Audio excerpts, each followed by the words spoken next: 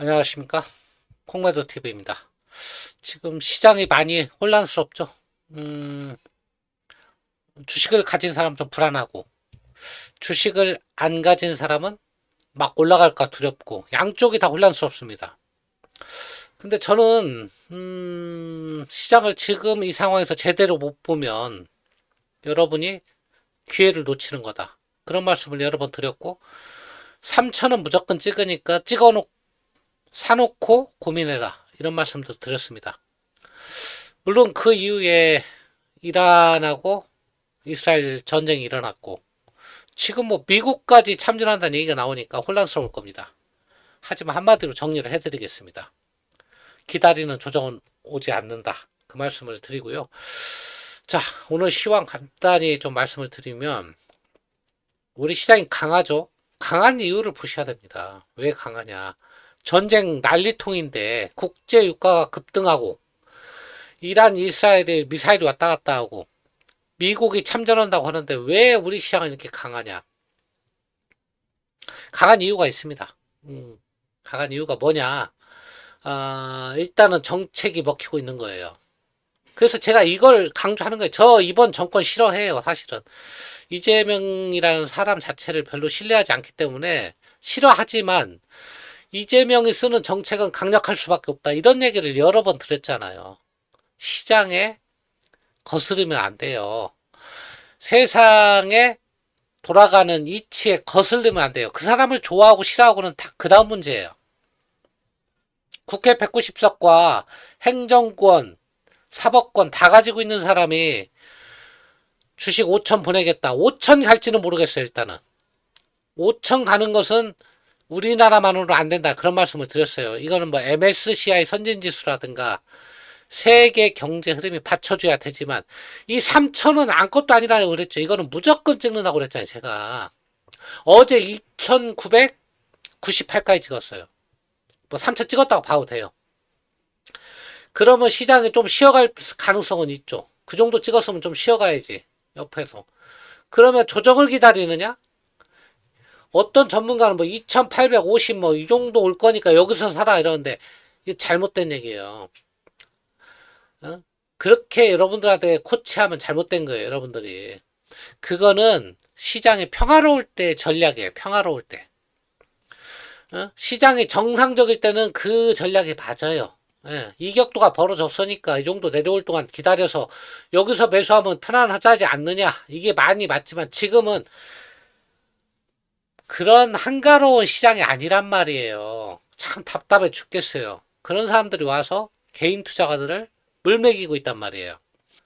자, 제가 뭐 지금 전쟁 난리통에도 굴하지 않고 지금은 강세장이고 정책장이니까 너무 두려워 말고 일단 사놓고 기다려. 그런 얘기를 하는 이유는 물론 외국인이 매수도 하고 있어요. 지금 매수하고 있지만 그것보다도 더 큰 거는 고객 예탁금이 지금 64조까지 여기 녹색이거든요. 요 녹색 선 보세요. 요거 64조까지 증가를 했단 말이에요.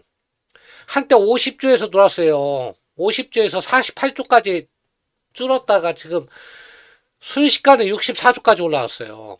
이 얘기는 이게 대기자금이거든요. 앞으로도 충분하다는 얘기예요. 코로나 초기하고 비슷해요. 대기자금이. 부동산 빼서 일로 오고 해외 ETF 갔다 와 일로 오고 서학개미가 일로 돌아오고 있는 이런 와중에 왜 조정을 기다리냔 말이에요. 기다리는 조정? 얼마를 기다리세요? 한 100포인트 빠지게 기다리세요? 한 200포인트 빠지게 기다리시나요? 기다린 조정을 종목에서 기다려요. 만약에 사기가 불안하면 안 오르는 종목 사면 되잖아. 안 오르는 종목이 숱하게 많은데 자꾸 방산주 이런 쪽에서만 찾으니까 그러지. 걔네가 끝나면 다음 순번 또 종목이 있단 말이에요. 그런 종목을 고르시면 되지. 뭘 그렇게 고민하고 투자는 물론 신중할 때가 있습니다. 신중할 때가 있지만 때로는 과감할 때가 필요해요. 지금 불안하죠. 누가 봐도. 자, 회의 차트를 봐도 불안합니다. 왜냐하면 최근에 미국 시장이나 이런 쪽도 탄력적으로 못 움직이고 위에서 위태롭게 왔다 갔다 하는 모습이 보여요. 뭐 다우라든가 나스닥 마찬가지죠. 다 우리 고점에서 매달리는 그런 형국인데 전고점 앞에서 우리 증시는 해외하고 좀 틀리다는 얘기예요. 만약에 이란, 이락, 이스라엘 사태가 좀 악화되면 조금 조정받을 수 있어요. 그건 가정이에요. 최악의 가정을 놓고 우리가 투자할 수는 없잖아요. 그런데 만약 그게 해결되면 우리 증시는 단박에 3천 그냥 뛰어넘습니다. 내일이라도 뛰어넘어요. 그냥 주식은 일정 부분 배팅이 필요하단 말이에요. 전쟁을 예측할 수는 없죠. 뭐 이란, 이스라엘이 아주 격화될 수도 있어요. 그거는 뭐 저도 어쩔 수 없습니다. 주식이 그거는 조정을 받는다고 봅니다. 하지만 그것이 해결됐을 때의 상승폭하고 조정받았을 때의 하락폭하고 누가 크냐? 상승폭이 크단 말이에요. 그러면 일정 부분 배팅이 필요하다는 얘기예요. 자, 국내 증시는 지금은 미국 증시하고 차원이 틀리다. 왜? 미국 그동안 갈 때 못 간 거 이번에 한 번에 보상을 받아야죠. 다만 이번 상승장은요. 즐기세요. 3천 즐기고 3,500 즐기고 뭐 4천 즐기세요. 하지만 이번 증시는 마지막 휘날릴 가능성이 커요. 어디에서? 한국 증시 역사상 일본의 잃어버린 30년이 언제예요? 1990년도죠.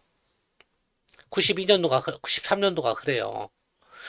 아마 그때만큼 불꽃을 튀우고 사그라들지 않을까 그런 생각이 들어요. 이번에는 마지막 불꽃이라고 생각하고 잃으신 분들은 원금 회복하시고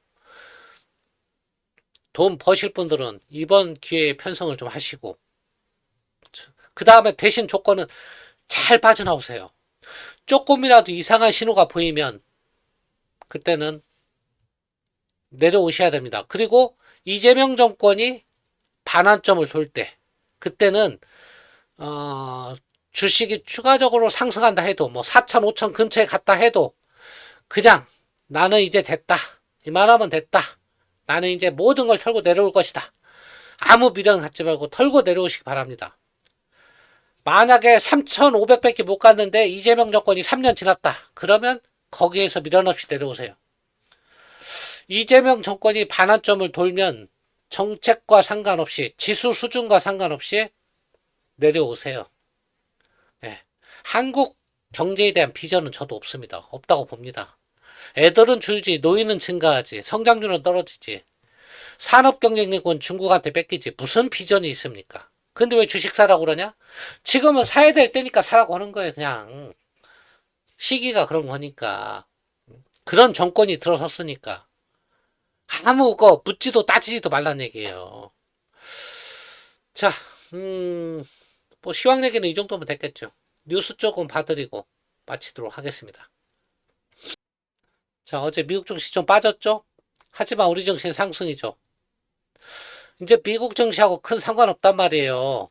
이런 미국 나스닥 이런 거하고 세계 증시하고 한국은 별로 상관이 없다는 얘기예요. 이제는. 왜? 한국은 그동안 소외되어 있었잖아요. 그거 이제 보상받는 거 이제. 자, 뭐 이제 어제 이제 미국 트럼프가 G7 참석도 안 하고 미국으로 극거 귀국했죠. 뭐 참전하냐 뭐 이런 얘기도 하는데 제가 볼 때 참전하기는 좀 어려울 것 같아요. 미국이 참전하면 협상에 오히려 걸림돌이 될 수도 있어요. 왜냐하면 너무 쥐도 궁지에 물리면 고양이를 문다고 그러잖아요. 이판 사판 나올 수 있어요. 이란이 그렇게 되면 저는 그거보다는 적당한 이스라엘 통해서 공격을 하고 협상을 이끌어내는 게 좋은 전략이라고 봅니다. 국제 유가가 상승했죠. 그래서 오늘 뭐 유가 관련주들이 상승인데 글쎄 이거는 전혀 예측하기가 어려운 영역입니다. 이런 건 예측 안 할 겁니다. 현상 그대로 여기서 더 올라갈 수도 있어요. 뭐 정말 이판 사판 가면 유가 진짜 120불 갑니다. 그러면 이제 유가 관련주는 더 가겠죠. 그거는 뭐 그거는 어쩔 수 없어요. 그거는 그야말로 도박이니까 할 사람 아세요. 그런 도박은. 저는 그런 도박은 아직 안 할 거고요. 자, 뉴스 좀 살펴보면 뭐 트럼프가 무조건 항복 요구를 했는데 뭐 트럼프는 워낙 말을 험악하게 하는 사람이고 대신 마음도 또 약해요. 어떤 때 보면 이게 어떤 시그널인지 모르겠어요. 협상을 이끌어내기 위한 마지막 협박인지 아니면 궁지에 몰린 이란이 진짜 이판사판 공사판으로 호르무즈 뭐 봉쇄 뭐 사우디 정유시설 공격 중동에 있는 미군 기지 공격 뭐 이렇게 나왔다가는 뭐 그거는 같이 공멸하자니까 저는 그것까지 상상하고 싶지는 않습니다. 뭐 근데 그런 시나리오가 나온다. 그건 뭐 천재지변이니까. 그건 주식의 문제가 아니잖아요. 유가 120불 가고 물가 폭등하고 뭐 이러면 여러분들 그 주식의 영역이 아니에요. 여러분 다른 자산으로 들고 있어도 금이 아닌 이상은 다 쫄딱 망하는 거예요. 그러니까 왜냐면 원달러 환율도 급등하니까 그런 상황에서는 꼭 주식의 영역만은 아니란 얘기죠. 자, 뭐 방산주 연일 강세인데 오늘 좀 약하죠. 방산주가 오늘 좀 약한데 오늘 강세 종목을 보시면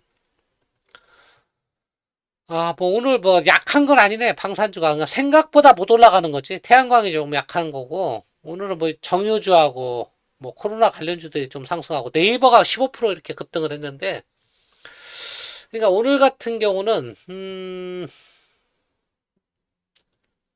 그러니까 뭐라고 해야 되나 방산주가 원래는 상승을 해야 되는데 생각보다는 안 움직인다. 뭐 그 정도.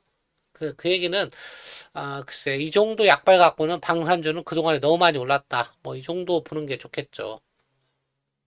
자, 다시 뭐 뉴스 좀 살펴보고요. 뭐 환율 급등, 트럼프 최후 통첩 뭐 그런 얘기 나오는데 너무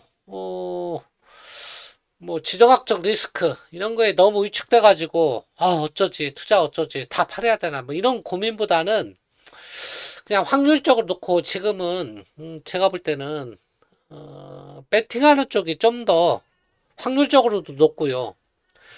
그쪽이 예측이 맞았을 때 주가 상승폭이 하락폭보다 예측이 틀렸을 때의 하락폭보다도 몇 배 이상 큰 상승이 있기 때문에 윗방향으로 그래도 배팅을 하는 게 지금은 맞는 상황이 아닌가 그런 생각이 듭니다. 자, 조정을 기다리시는 분들 조정 얼마까지 기다리세요? 뭐 전문가 말한 2850 기다립니까? 선물 갖다 놓고 매일 하시는 분 있잖아요. 그런 조정은 글쎄 입 벌리고 감 떨어지길 바란 겁니다. 물론 감이 입으로 떨어질 수도 있지만 확률적으로 굉장히 낮아요. 어, 그거보다는 제가 볼 때는 지금 정책 랠리는 생각보다 엄청 강하다. 그리고 주식 예탁금이 63조나 된다. 이제 조만간 70조 넘어가면요. 코로나 초기의 유동성이에요. 주가 상승. 그리고 만약 이란 이스라엘 문제가 해결됐다. 그때는 너무 빨리 올라가서 잡을 수가 없어요. 여러분들. 진짜 닭 줬던 개 지붕 쳐다보는 격이니까요.